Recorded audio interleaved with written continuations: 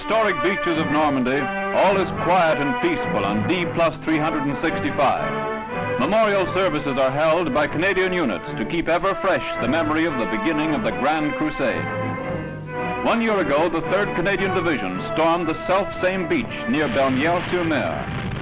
1/3 of the initial invading force, they, with their British and American comrades, bought with their blood the precious beachheads from which the forces of retribution pressed on to the conquest.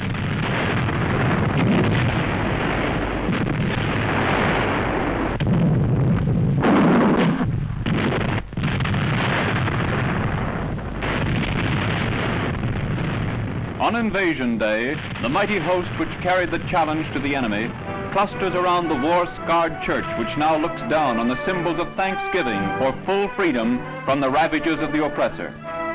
In all liberated countries, freed men gather to honor their deliverance. Vocally and by floral tribute, they extol the deeds of their gallant allies who gave them peace.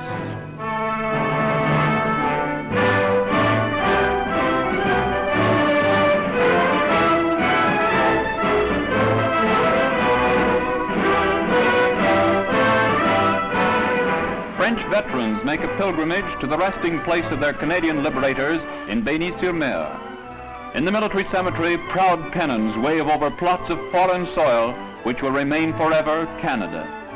On the first anniversary of the supreme sacrifice, free men pause to renew the pledge that, under God, the world will march forward in freedom and peace to a bright tomorrow.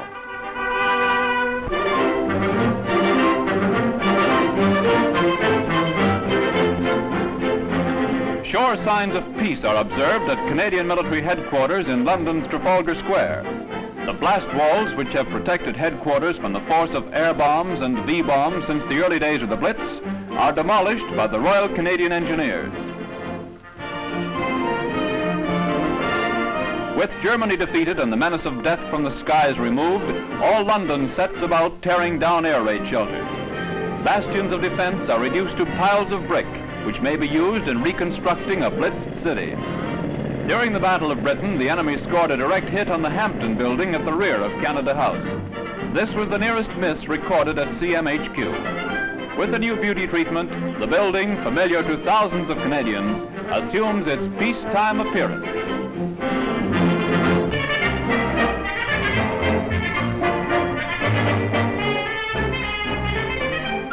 Open for business is the Well Baby Clinic of the Royal Canadian Navy at Halifax. Typical of the 8 other establishments at other naval stations across Canada is the Stadacona Clinic at the Eastern Port. With mother-building corvettes, it falls to the lot of proud Papa, beaver and all, to bring the salty offspring in for his regular once-over.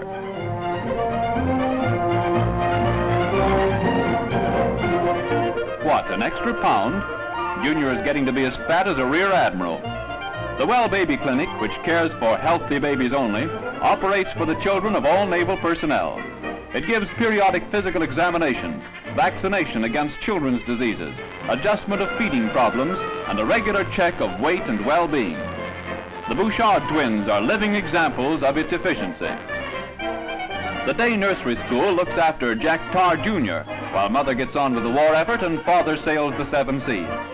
So young Canada is kept fit and healthy for his future job of building a great, free dominion.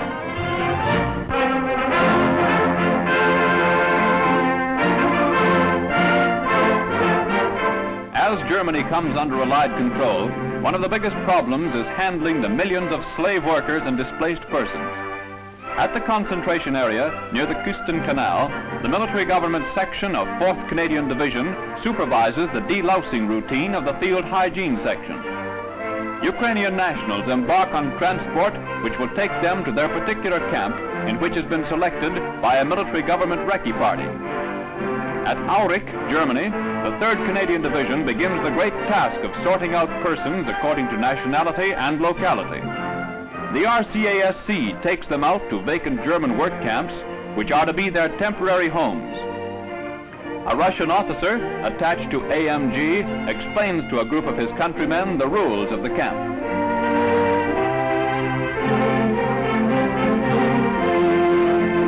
No matter what happens, the family wash must be done. Community life goes on as usual, but now the German women do all the hard work, while the ex-slaves take life easy and enjoy a little summer picnic under the trees.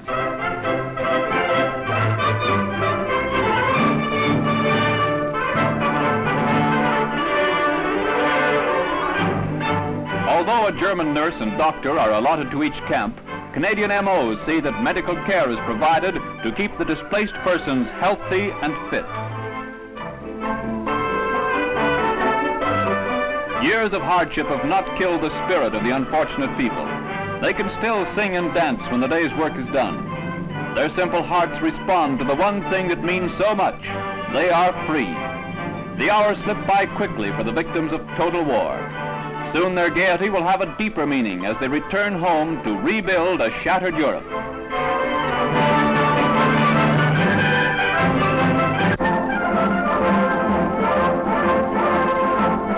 Another name is added to the Dominion's roll of honor.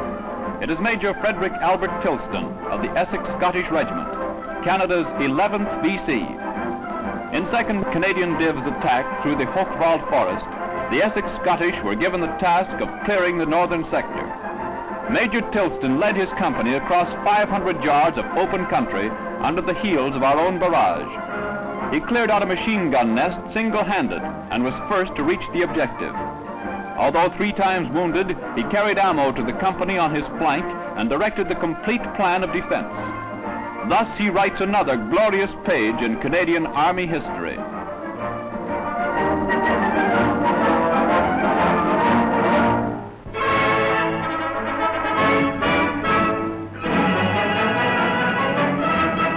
Royal Canadian Engineers put the finishing touches to 2 giant Bailey bridges across the Isle River at Zutphen.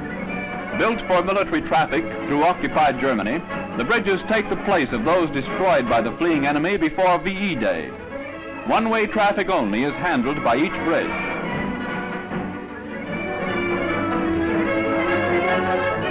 An official opening ceremony takes place as the bridges are completed and ready for traffic. In honor of their chief, the engineers name one bridge Harry and the other Queerar, after the GOC&C 1st Canadian Army. General Harry Queerar arrives to inspect the Guard of Honor and to formally open the twin bridges. He is the first to drive over the completed spans. Addressing the troops, the general says, "The Canadian Army has done more fighting on water, flooded areas, and across rivers than any other army. I am greatly honored, therefore, that you have given my name to these bridges."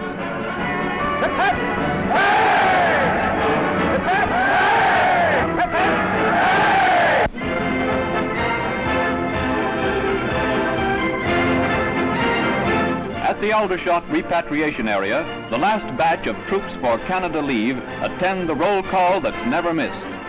With the leave men go some of those who have volunteered for Far East duty and returning prisoners of war.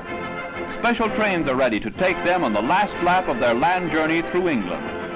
All fond farewells to hospitable Britishers have been said, and now it's Canada or bust.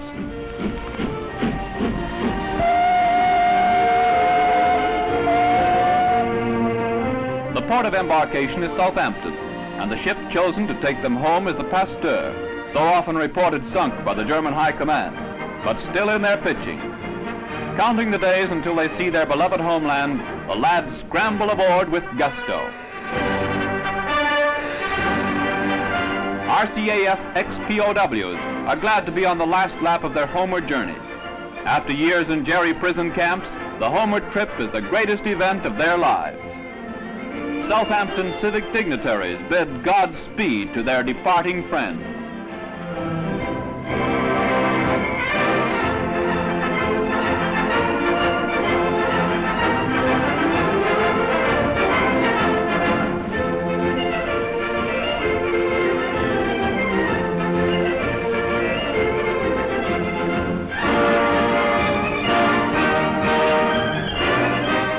Many heartwarming memories go with the returning lads and many sad ones. Soon a new life will start under the fair skies of Canada.